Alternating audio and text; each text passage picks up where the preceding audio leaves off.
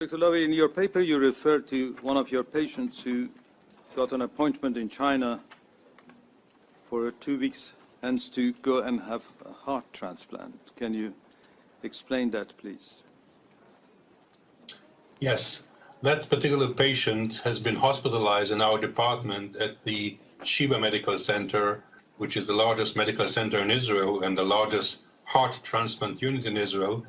Back in 2005, he has been hospitalized for almost a year, and he has been on the top list of transplant candidates for heart transplantation. The days and nights went by and we couldn't find a suitable heart donor for him.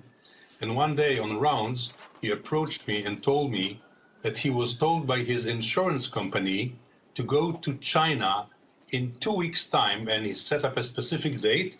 As he told me, he was scheduled to undergo heart transplantation on that particular date. And I looked at him and I waited for him to smile and asked him, you understand, nobody can schedule a heart transplant 2 weeks ahead of time. The patient has to die within the 24 hours prior to surgery at most. And he said, I don't know. That's what they told me, and that's what I'm going to do. And that's exactly what he did. He went to China on that particular day and got his heart transplant on the specific date that he was promised ahead of time. Yes, and that forced you to start your investigation into this matter. That's correct. This patient has been the first Israeli patient who underwent a heart transplantation in China.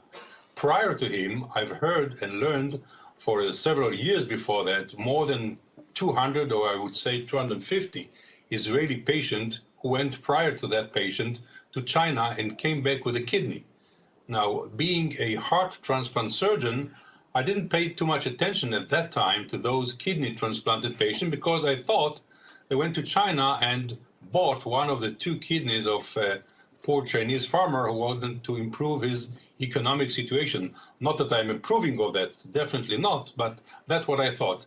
This patient, who has been, as I said, the first heart transplant patient who got his heart in China and on a specific date, got me totally by surprise, and I started to investigate, and it was then that I learned for the first time about the practice that went on actually since 1984, when the Chinese has passed the, at that time, secret law, which enabled them, their surgeon, to procure, to harvest hearts from executed prisoners and transplant them into other people.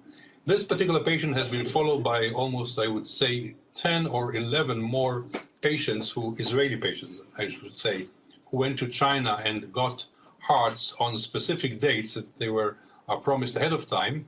And what puzzled me and what pushed me to go into a public campaign in Israel was the fact that due to the fact that at that time, in the year 2005, we in Israel did not have any organ transplant law, those Israelis who went to China were fully reimbursed for their transplant in China because there was no law that banned the insurance companies and the HMOs that banned them from reimbursing them or to connect the reimbursement to the legality of the medical procedure. So they went to China and they didn't have to pay not a cent out of their own pocket because they were fully reimbursed.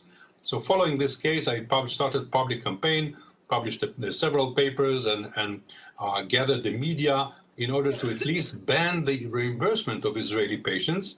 And to cut a long story short, 3 years later, in 2008, the Israeli parliament, following long and tedious meetings with us, myself and other transplant surgeons, passed the organ transplant law, which was passed in March 31st, 2008, that bans altogether any reimbursement of Israeli patients who receive their transplant abroad if the transplant is performed against local law and if the rules against organ trade as defined by the Israeli law are passed by this transplant. And since then, since 2008, not a single patient went anymore to China.